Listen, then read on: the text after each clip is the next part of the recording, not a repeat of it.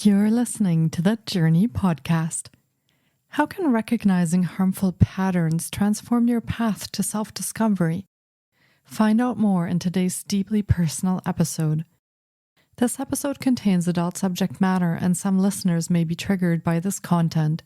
Listener discretion is advised.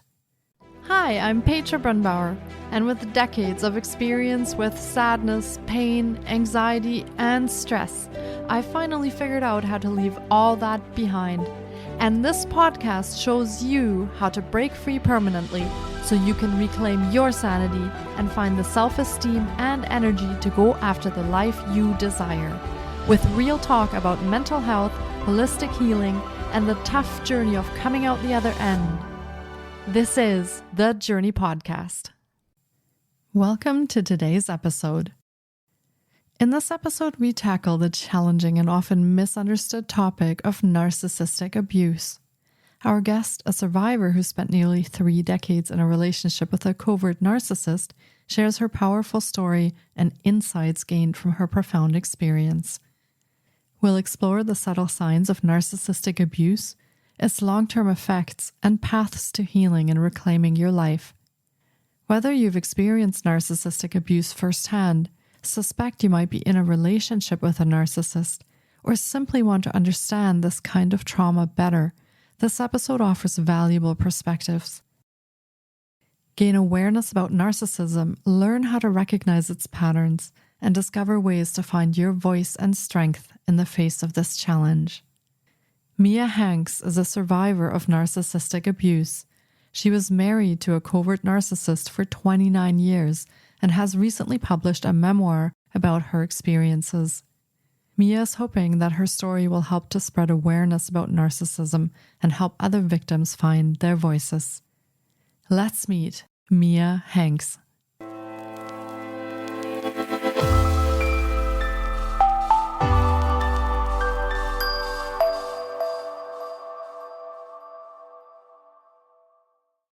Hi, Mia. It's so great to have you on the podcast today. I've been looking forward to getting to chat with you because I believe that narcissistic abuse is such an important topic that we need to talk more about. And so I'm very glad that you're joining us today and that you are willing to share your story and your experiences with our listeners. Thank you so much for being here and welcome to the podcast. Thank you so much for having me. I appreciate it. Yeah, I feel like this is a topic we need to shed more light on and a topic that we need to discuss more openly because so many people are experiencing this kind of abuse and are finding themselves in situations like that. So I'm very glad that you're here to speak about that. Now, to start us off, would you like to start maybe at the beginning of your story or where you think that beginning would be and share a little bit with our audience about who you are and what happened and what your experiences have been like? Yeah, so I got married very young, and I was 21 years old. And I came from a background of, really kind of an idyllic childhood. I had never encountered anyone with personality disorders that I knew of. And so I just kind of didn't know the red flags to watch out for. But I met my now ex-husband in college. And just, I think, being very naive, I fell for that love bombing that narcissists tend to do. And before I knew it, I was married and a few years in, had 2 kids and really kept thinking that things would get better. I knew that something was off pretty early on, but I just thought it would get better if I stayed in there and I stuck with it. And of course, with narcissists, it doesn't get better. So I ended up on a 29-year journey, 29 years of marriage to what I know now was a covert narcissist.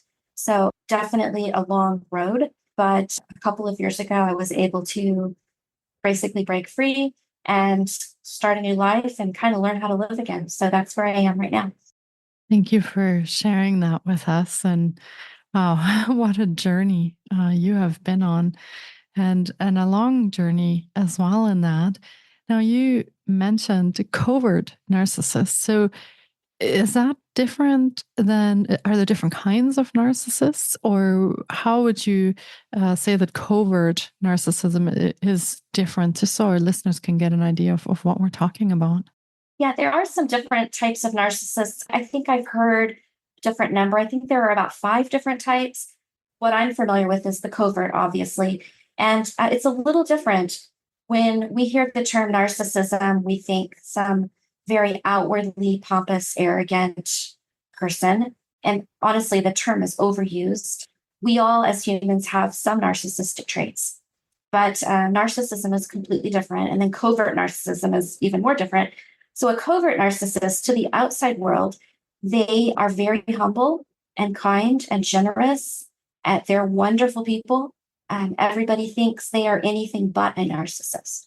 So, they present really as the opposite. But behind closed doors, they're a completely different person. They are, very manipulative, they're controlling. Of course, the whole world revolves around them because they are a narcissist. But a covert narcissist is considered one of the more dangerous types because the outside world really doesn't tend to want to believe the victim because what they've seen is this wonderful human and they just can't fathom that this person would be abusive. So covert it's tricky and it's very manipulative and it's dangerous. Yeah, as you're explaining that, I can only begin to imagine how difficult that would be for friends or family to reconcile that disconnect of the person that they outwardly see and what they might suspect is going on behind closed doors. That makes it very, very difficult, as you said. And what was your personal experience like in that marriage? I mean, you were married for quite a long time and you said you met in college. So what was that journey like of coming through college and having children together? And on a day-to-day basis, what does life with a covert narcissist look like? It's interesting. It things with narcissists that don't always start off bad.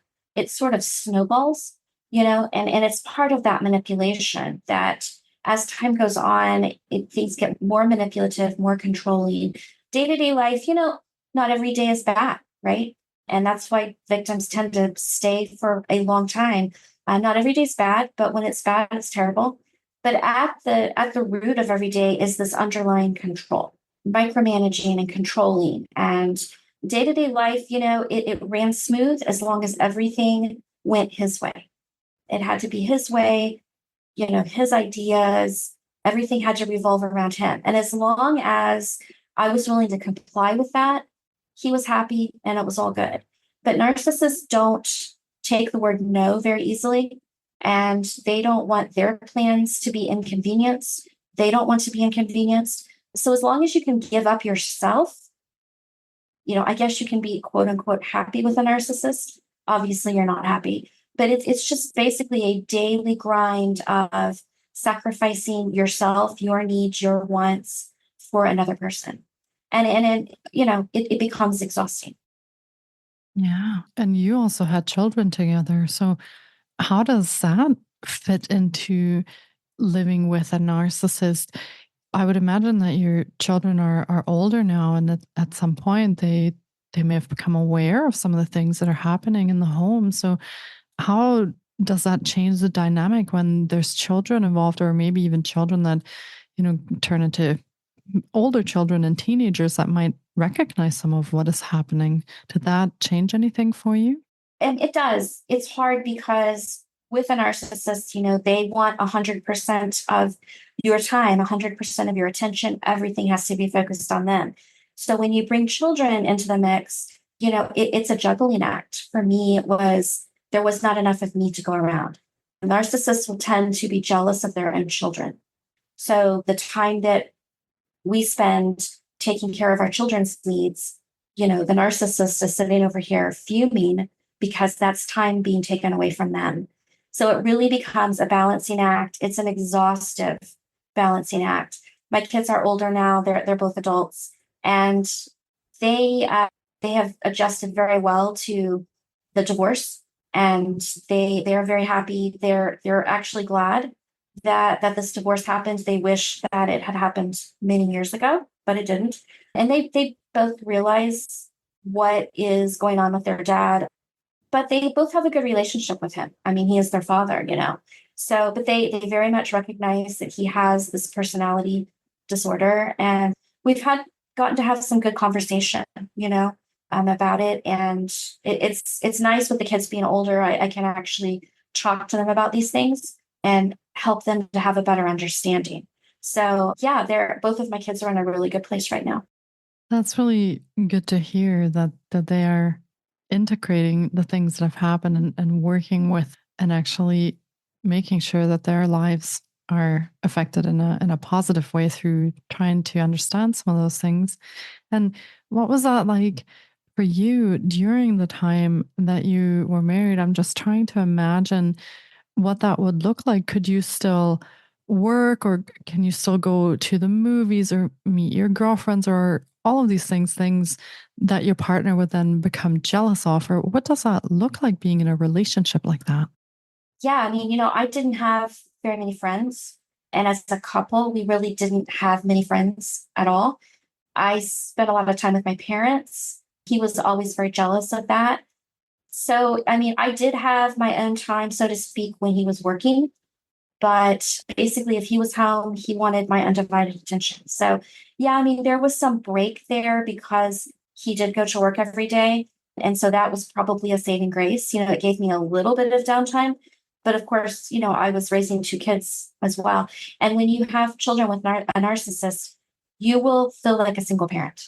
You know, the narcissist will be there for the good times and the fun times, but anything that's difficult or inconveniencing them, they will check out. You know, it's just not going to fit with their agenda.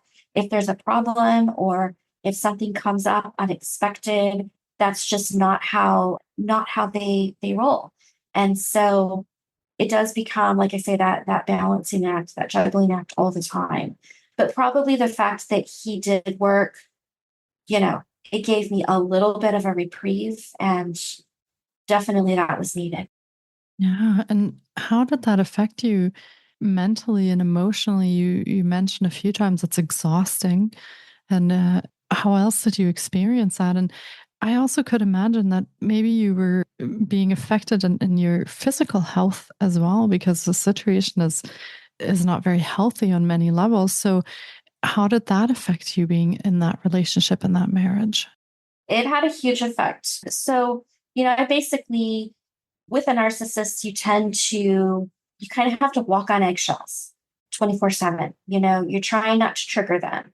You're trying to keep them somewhat satisfied so that they don't, you know, because a narcissist can throw a temper tantrum worse than any toddler you've ever seen if they don't get their way. And so, in an effort to keep the peace, you know, you walk on those eggshells and I people pleased. You know, I spent 24/7 people pleasing. And it is exhausting. And that exhaust and all of that stress definitely affects your physical health. And I had a lot of physical issues, especially toward the end of my marriage, but I did not attribute that to the stress. And it wasn't until I was out that I realized, wow, I feel like a new person. But I was suffering from chronic pain, extreme sleep deprivation, extreme. Probably the last year of my marriage, I probably slept 3 hours a night on average. Headaches, a lot of headaches, a lot of stomach issues, feeling nauseous all the time. So stress can really wear you down. And I really kind of reached a point, I felt like my body was just sort of crumbling. It had a huge effect, both mentally and physically, too. Yeah, it sounds like you're just in a constant state of hypervigilance and having to try and just please the entire time. So losing yourself in that every single day, and like you said, making sure that the needs of your partner are put before yours at any given time. So it does not surprise me to hear you say that affected you so deeply physically as well. And that makes a lot of sense with all that stress that you were going through. Now, were you able to share this with anyone while you were in the marriage? Were you able to share this with your parents or siblings or friends? And were you able to connect with anyone about what was happening? Or was that sort of completely impossible? The only people that and I wouldn't say that I necessarily connected about this subject, but my parents did see firsthand a lot of this control. They saw a lot of things they didn't like over the years, and they would approach me about it, and they would say, "Hey, this really doesn't seem good. This is really not good." But I was what they call, the term they use now is trauma bonded, which is basically the same thing if you've heard of Stockholm syndrome. Very similar, actually, probably the exact same thing. But I would, when my parents would express concern about how he was treating me, my immediate reaction 100% of the time was to defend him. It was like it was my job to defend him. I literally took it as serious as, this is my goal, is to defend him and keep his reputation intact. And so I would make excuses, and I would say, well, he had a bad day, and he's being, really horrible today because it's been a stressful week at work. And I would constantly make excuses. He's not always like this, and he'll be nice tomorrow. And yeah, I was lying to myself, but in my mind, that was the best way to smooth it over, kind of make the problem go away for a few minutes and keep his reputation intact. And for whatever reason, I felt like I needed to do that. And I did that all the way up until basically I left my marriage. And then I finally, became more honest about who he was. Yeah, I imagine that was extremely, extremely difficult for you. And you did say that with time, it becomes worse. So I guess you meant that the narcissists become worse over time. They do, yes. Does this stay in the realm of control and psychological abuse, or does this also then turn into physical abuse where you have to try and protect yourself and your children physically? Or how does that work out when it gets worse with a narcissist? In my experience, I didn't experience any physical abuse, but as far as it getting worse, the control got more and more. I mean, with each passing year, it was more and more. Things were I was being micromanaged to the point that, if I had a hobby I wanted to do, I almost wasn't allowed to do that. If I had a TV show I wanted to watch, I would be subjected to all kinds of guilt if I wanted to spend 30 minutes watching a TV show, and so it just came down to more and more of my time was controlled. And probably in that last year, it was, I didn't feel like I could do anything. I felt you don't feel free at all. You're just being micromanaged, and everything is critiqued all day long and criticized. And along with that, over the years, you're conditioned basically to believe that you could never make it on your own. So, don't think you can leave because you couldn't make it out there in the world. You don't have the skill set. You're not smart enough, and of course, the narcissist holds all of the financial control as well. So, yeah, over time, you're just more and more trauma bonded. You're more, psychologically abused to the point that you don't think you can get out. Yeah. And what was the point, or did something specific happen? Or what was the point when you finally said to yourself, well, I have to leave. I have to leave this marriage, and I have to take steps to do that now? Was there anything in particular that happened to you, or was that a decision you came to over time? A couple of things kind of happened all together, or the stars kind of all aligned. And it was interesting. My ex-husband wanted to go to marriage counseling. And a little known fact about narcissists, most of them love to go to therapy. And I know that sounds strange, but they love it because most of the time they can manipulate the therapist. And so they take their partner to therapy to quote unquote fix their partner, which is exactly what he was doing. So we went to therapy, and we probably had about 8 to 10 sessions with the therapist. And after about that 10th session or so, the therapist actually kicked my ex-husband out of therapy. I'd never heard of that. I didn't think that happened. I didn't think therapists kick you out of therapy. But she told him, she said, I can't help you anymore. She said, I've listened to you, for however many weeks we've been doing this, and She said, you can't self-reflect. You can't see things from other people's perspectives. And she said, I cannot help you. And so I wish you well. And that was a pretty eye-opening moment for me. I thought, wow, this is, that's pretty drastic to get kicked out of therapy. Around that same time, while we were in therapy, I was scrolling through social media late one night, and I think it was on Instagram, and I just randomly came across a post, and it just hit me. It was a quote, some sort of quote, and it had to do with true intimacy. And it said something to the effect that true intimacy isn't necessarily physical. It's more about being able to look at your partner and say, I feel safe with you. And for whatever reason, that really resonated with me. And I think that word safe kind of got me. And I thought to myself, I've never felt safe. Like, I don't feel safe now. I've never felt safe with him in however many years it had been at that point, 28 years. So those two things kind of came together, and it really was eye-opening. And at that point, I started doing some research and started learning about narcissism, covert narcissism, and basically all the pieces fell into place. And I said, I got to get out. Yeah, it sounds like a very long journey that it took to get to that point. And when you did, what were the challenges that presented themselves to you? Because you said before that he had control of the finances, and you were really being made to feel like you couldn't leave even if you wanted to because of various different logistical challenges. So, and then throw your children into the mix as well. So, what kind of challenges were you facing when you thought to yourself, wow, I have never felt safe here and I want to change that?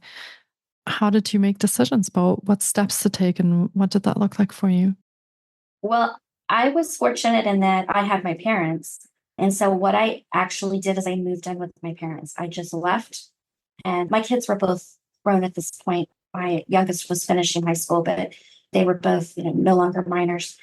I moved in with my parents, and that's when things got, it's scary because narcissists can become very volatile when their needs aren't met, when they're being told no, when they feel like they're being discarded. It's not, you definitely don't feel safe then. And the financial abuse, it was a huge piece of it too. Now, like I say, I was able to move in with my parents, and of course he, was very malicious and angry and drained the bank account, tried to make sure I didn't have any money to live on, but I had this outside support. So, I was very lucky. A lot of women don't have that. And so leaving a narcissist and knowing that that financial abuse could be coming, I think it's a reason why a lot of women, especially, end up staying, because the narcissist will use the control of the finances to control you. And the bottom line is it takes money to leave. You have to have access to money. You got to have some place to stay. So, yeah, I think it's really sad that a lot of women end up being stuck or feeling stuck in these relationships due to that financial abuse. But I did have outside support, and so I was able to manage okay. But like I say, I was one of the lucky ones, I think. That's a really great insight. And thank you for sharing that, because I think sometimes the financial and logistical challenges don't seem so obvious, but you've experienced that firsthand and you know what happens. And so you find yourself then at your parents' house, and for the first time in decades, there's no micromanaging. So, what was that like to go from a marriage of several decades and having those experiences to all of a sudden being in an environment where that was no longer present and where you could start to feel safe and think about the things that you might want to do? How was navigating that for the first while after you left? I would say it was overwhelming because, like you say, I mean, I literally went from every second of my life feeling like I was being controlled to waking up one morning and saying, I can decide how I want to spend my day today. So overwhelming for sure, but exciting at the same time, feeling like I could make my own decisions. But then, of course, I had been so conditioned to think that I couldn't do this on my own. So, it was a mix of emotions and it was scary. And I'm thinking, what if I had learned throughout my marriage to second guess myself at every turn? And so, I had to develop a kind of a trust within myself to realize, yes, I am capable of making decisions and I can make it on my own. And, so definitely overwhelming, but exciting at the same time and a little scary. Yeah. Do you remember what some of the first things were that you were really excited to try out or to do for yourself? Was there anything in particular that you just really looked forward to doing at that point? The most exciting thing for me in those early days right after I left was just being able to sleep. I, I feel like I slept for about 2 weeks. I was so tired and all the stress of trying to leave and I was so sleep deprived anyway. But I don't know, it sounds strange, but there was a freedom of being able to just go sleep when I wanted to sleep. For me, that was like I felt like I had won the lottery, being able to actually let my body rest and not feel like I had to be in that fight or flight all the time. So that was the most amazing feeling in those first few weeks after I left. Wow. Yeah, it just is so hard to imagine even what that would be like because yeah, when I need a nap, I just go take a nap and I try and take care of myself. So just to imagine that you can't even do the basic things to take care of yourself. You're not even allowed to do something as basic as sleep, or you're unable to. It is Yeah. just absolutely incredible to hear that. Now, how did things change for you as you settled into your new experiences of being away from the marriage and separating from that? And how did that change your mental and emotional state? How did that change? You mentioned you had chronic pain during the marriage because of all the stress. So how did things start to change for you after you left? I would say within about 2 weeks, I was feeling like a completely different person physically because I felt so much better. And, it took me a long time I dealt with a lot of guilt.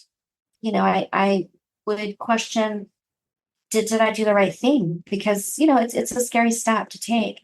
And I had a lot of guilt around it, thinking, I don't know, I think maybe I've just ruined his life. And I don't know looking back, I don't know why I even felt that way, but I did. I felt guilty about leaving, but obviously I knew I had to for the sake of my own health. So I did deal with guilt. And like I say, it was a little scary. It was a little overwhelming, but yeah, it was just being able to kind of decide what I wanted to do. Soon after I left, I decided that I wanted to try writing a book. So that was that kind of put me into it, occupied a lot of time, obviously. And that was sort of my first big project after I left, to just take the time that I wanted and that I needed and to write my book. And it turned out to be a very therapeutic process. So that was my first big thing. And I'm still, even today, I've been out about 2 years and I'm still trying to figure it all out, trying to figure out what to do next. But it is nice to have that freedom. Yeah, I think a freedom that is our birthright to have and to be able to express ourselves. So I'm very excited to hear that you decided to write a book. And do you want to tell us what the title of the book is? And then, of course, we will link to it in the show notes as well so that our listeners can pick up a copy if they'd like to read it. Yes, and it's called Bridemaid. It's kind of a play on words. It's MADE, not MAID, Bridemaid. When I was learning about narcissism and doing a lot of research, I read a lot of books on the subject. And the only types of books that I could find that had, really good information were books that were written by therapists and psychologists. And, it was great information. I learned a lot, but it was very academic. And I felt like after I had read 3 or 4 of these books, they were all kind of the same, just very academic information and told from the viewpoint of somebody in the therapy world, not from, an insider point of view. And so I just kind of got the idea maybe it would be helpful to other people out there, to have access to something like a memoir, which is what my book is. It's a memoir that is being told from an insider point of view, where you can see from the victim standpoint, what does day-to-day life with a narcissist look like? And that's what I couldn't find when I was doing my own research. I could find all of the academic parts of it and all about narcissism and, all the psychology behind it. But I wanted to know, what does it look like on the daily with a narcissist? And so that's what I tried to do. And so I laid it out just chronologically from when I met my ex-husband all the way through the divorce. And it's told in a series of short stories. And I just kind of, illustrate just simple everyday challenges all the way to some bigger, more dramatic things. And I hope it gives a good insight into what that life looks like. So if somebody thinks that maybe they're living with a narcissist, I hope it can be something helpful that they can look at that and say, yeah, this sounds like my life. Yeah, I think just like you had that realization when you read that quote on social media that just hit you. I think stories from people who have lived these experiences often have that same effect. They just hit you in just a different kind of way when you've also been through those experiences or you are experiencing them at the time. So I definitely would recommend for our listeners, if they feel that they might be in a relationship with a narcissist, to pick up your book and to have a read and see if they recognize anything in there. And you're obviously a shining example of the fact that it is possible to leave these relationships. It's not an easy road by what you have shared with us, but definitely a road that you can take. And would you say, now looking back, I mean, you said you have doubts sometimes, but now looking back, do you regret your decision to leave, or are you happy with what has happened since then? Yeah, no regrets. My only regret, actually, yes, I do have a regret. My regret is that I should have left 15, 20 years ago. I do have regrets about staying so long, and I have regrets that my kids, I don't think I was able to be the type of mother to them that I wanted to be, because I was just stretched so thin in my house. So I do regret that.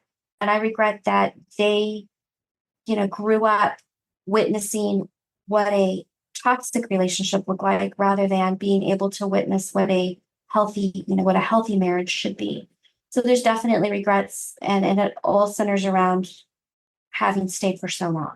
And so I would encourage anyone out there who knows that they're with this type of person, that they're in a toxic marriage. I think society tells us, you stick it out, you make it work, you don't leave, you stay for the sake of the kids. But that's not always good advice. Staying in a toxic relationship for the sake of the kids is not a reason to stay. It's better to remove them from that, so they don't have to see, because kids, you think, well, they don't really know what's going on.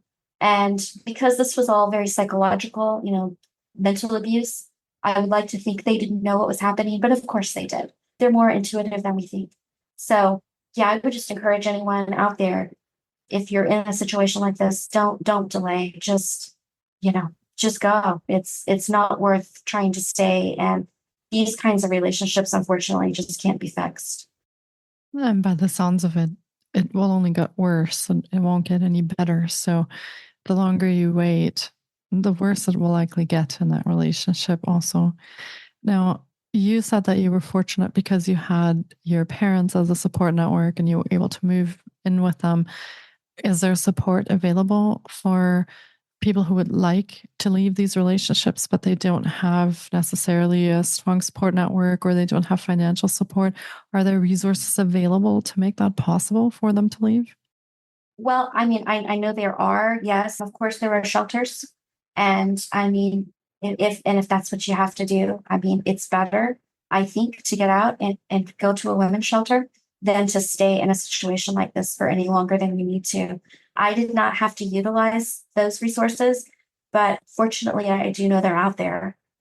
And I think the biggest thing for somebody who's in this type of relationship and that's wanting to leave, I think one piece of advice I would give them is take some time to plan this out. You know, unless you just have to get out quickly, take some time to plan. And there are some steps you need to take, which I did not take because I just didn't know any better. I underestimated how insidious a narcissist can be when you leave. I really didn't think my ex-husband would be so cruel. I was very, very wrong. So the biggest thing is you need to have money. You need to have some funds to leave. And I talk about this a little bit in my book, some steps to take. And one thing I suggest, and it sounds super simple, but it will make a difference. When you go to the grocery store and you're buying your groceries, get some cash back each time you go. Just start amassing some cash because you will need it. And don't take for granted that, oh, you know, I'm going to be able to get the money that I need. You may not, because once once the narcissist turns on you, they just do a 180. So definitely money. You need to get your hands on some cash. Another thing is retrieve your personal documents, because the narcissist will make everything difficult. So just simple things like getting your birth certificate, your social security card, make sure you have those documents and make sure you have some money. So it's possible. It is best to take a little time to kind of plan your exit. Thank you for sharing those insights with our listeners. And that's really valuable information in sort of the run up to if you have decided that you would like to leave, to make sure that you're taking care of some of the things that will be needed. So thank you for sharing that. And I am wondering, before we wrap up this episode, you wrote the book and you said that was very therapeutic for you. Was there anything else that has helped you in coping with leaving this relationship? Have you done therapy, or have you found any hobbies or anything that you really would recommend that might help people who are leaving these marriages and relationships to cope going forward? I did find a therapist who had some experience with narcissistic personality disorder. And so I did spend about a year in therapy, and I would say it was very helpful. Also, just finding a friend or two that you can talk to. Because really, if having people to talk to, that is as therapeutic, I think, as seeing a therapist. If you have a friend or two that you can, that you can talk to, especially on those difficult days. The other thing that's difficult is I would tend to want to isolate. You're kind of dealing with a wave of emotions when you leave, and there's just so much going on. I wanted to isolate, and that's really the wrong thing to do. So getting out, even if it's just, taking a walk each day, getting out of the house, being amongst people, that's good for your mental health. It really is. So therapy for sure, a friend or two, and just not allowing yourself to isolate inside your home. Amazing. Thank you for sharing those tips. And yeah, I think that's probably helpful for many of us, whether we're leaving a relationship or not, is to take care of ourselves in those kind of ways to make sure that we are cared for mentally and physically. So thank you again for sharing that. And I have very much enjoyed chatting with you this past half hour. And I just want to thank you for sharing your story and for sharing your experiences with me and our listeners. I truly appreciate that you have been here and that you agreed to come and talk about that and put that out into the world so that others can also hear what your experience is, and maybe if they find themselves in the same situations or similar situations, to find a way out and to find a way to make themselves feel safe again. So thank you so much, Mio, for being here today and sharing your story with us. I truly appreciate it. Thank you so much. I really appreciate getting to come on and share. Yeah, I look forward to airing this episode. And like I said, I feel this is a topic that we don't talk enough about. And like you mentioned, many, many women stay in relationships with narcissistic abuse. And so I hope that sharing your story and sharing your experiences will make a difference, even just for one listener out there. So thank you again, and take really good care of yourself. Thank you. Thank you so much for taking time out of your day to listen in. If you enjoy the Journey podcast, please support us by subscribing, sharing on social media, and leaving us a review. We appreciate you. And you can find more of The Journey on Facebook, Instagram, TikTok, and our website, thejourney.com. Sending you love and courage, and see you next time.